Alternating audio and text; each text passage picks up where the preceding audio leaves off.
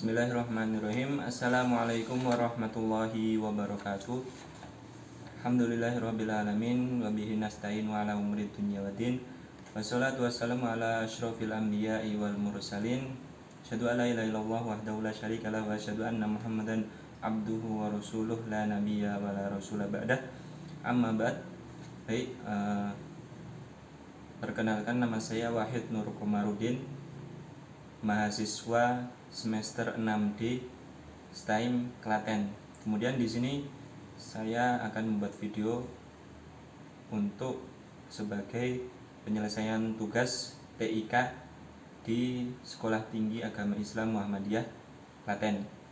Kemudian di sini saya akan mengajarkan mengenai bahasa Arab.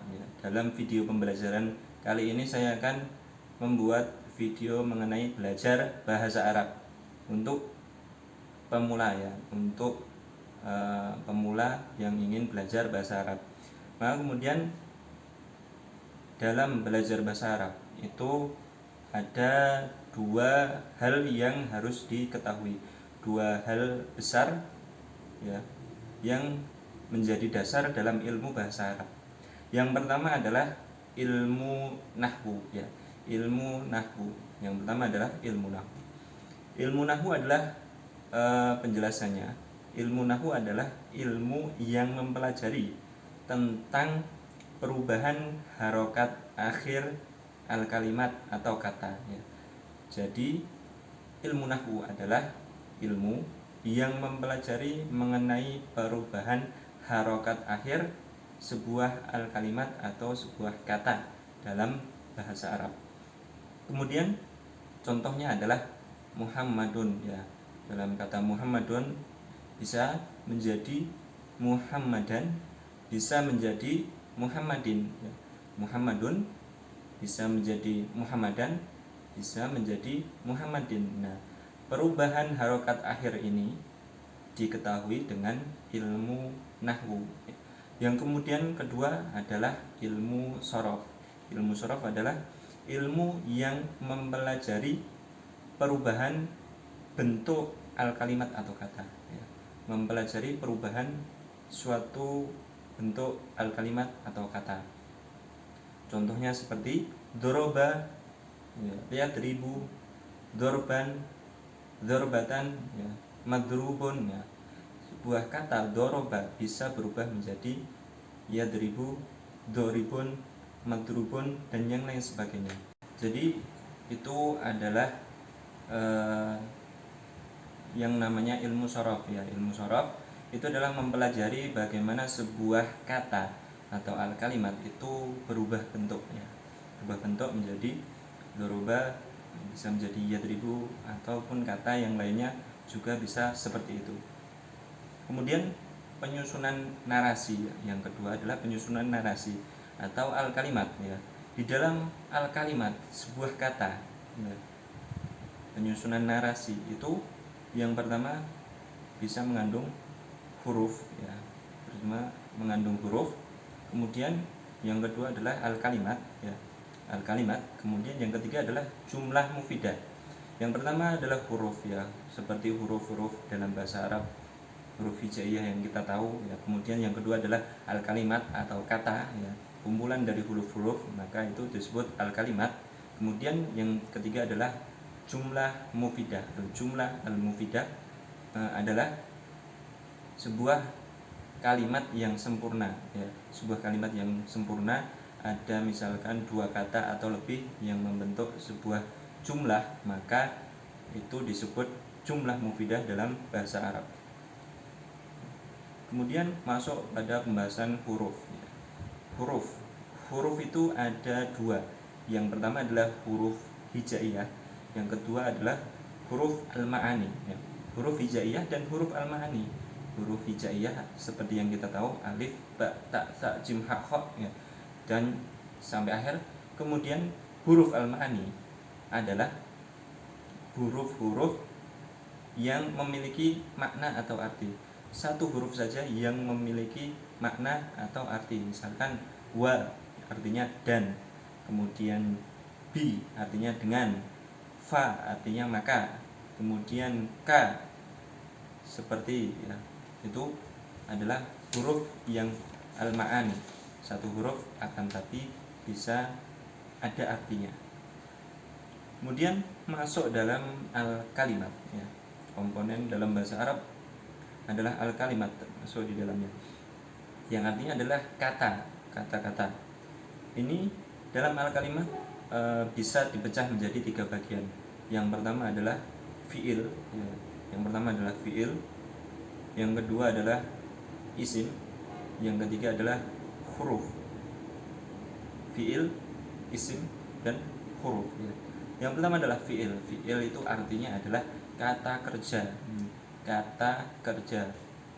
Dan dalam fiil ini dibagi menjadi 3, fiil madhi, fiil mudhari, fiil amr. Fiil madhi adalah kata kerja yang digunakan untuk masa yang telah lampau, telah lewat ya. Misalkan doroba zaidun, pokoknya digunakan untuk sebuah waktu yang sudah lewat. Sedangkan mudhari ya, mudhari itu adalah sebuah kata kerja yang digunakan untuk masa sekarang atau sedang dikerjakan. Misalkan Ahmad sedang bermain di lapangan. Nah, itu di dalam bahasa Arab menggunakan fiil mudhari. Kemudian yang ketiga adalah fiil amr ya. Fiil amr adalah kata perintah. Jadi ya, misalkan seorang memerintahkan makanlah ya, atau minumlah, itu dinamakan fiil amr. Jadi fiil dibagi menjadi 3, madhi, mudhari, amr, lampau, sedang dikerjakan atau akan dikerjakan, dan juga kata perintah. Kemudian selanjutnya adalah isim. Dari komponen al-kalimat itu ada yang namanya isim. Isim bisa jadi diartikan kata benda atau nama orang, nama tempat, dan masih banyak yang lainnya. Itu termasuk dalam isim. Dia tidak masuk dalam kata kerja, bukan kata kerja, bukan juga huruf ya. Maka termasuk dalam bagian isim. Misalkan seperti kitabun, qolamun, kitabun, qolamun, madrasatun, Ahmadun, nama orang ya, atau nama tempat Jakarta dan yang lain sebagainya.